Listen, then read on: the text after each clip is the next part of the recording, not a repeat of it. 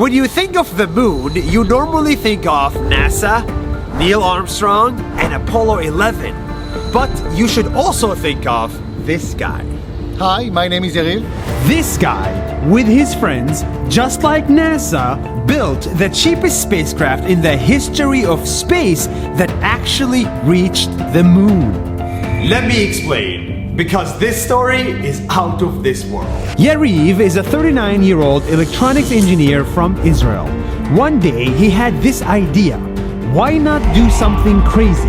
Why not send something to the moon? So he opened his laptop, went to Facebook and typed, Who wants to go to the moon? Two of his friends replied to his post and said yes. And the three of them started working on one of humanity's hardest missions, to land on the moon. And what did people think? Most of them just laughed. They laughed at them and said they couldn't. It's like Mission Impossible because space is hard, and after all, This is rocket science. Imagine you'd like to build a car for the first time in your life, and you have to build the car from scratch until it's working, ready to travel 500 miles without trying it a single time before you get into the car and start driving.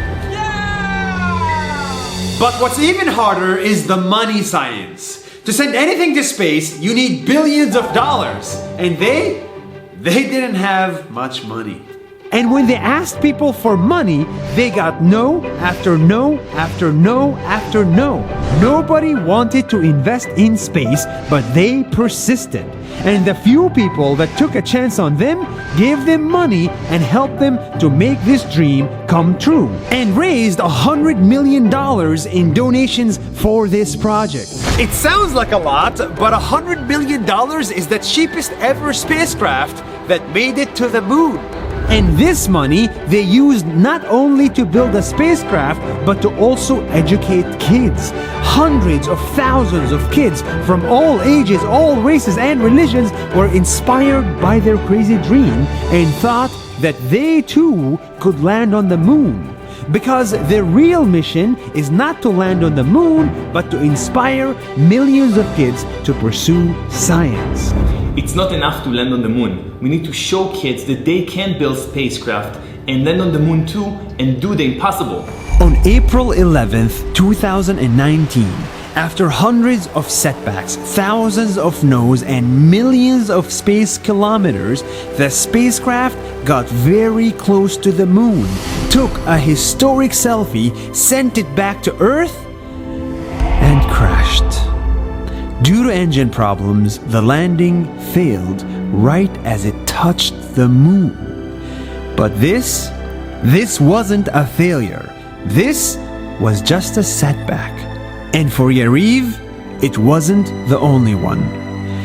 2 years ago, Yariv got into a skiing accident and got paralyzed from the waist down.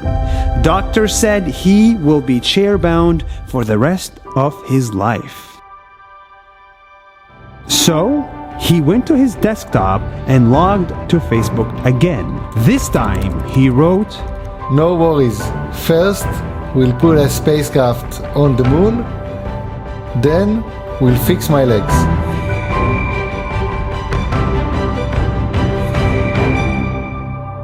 Not many people get back up after a setback or two, but those who do make the impossible come true.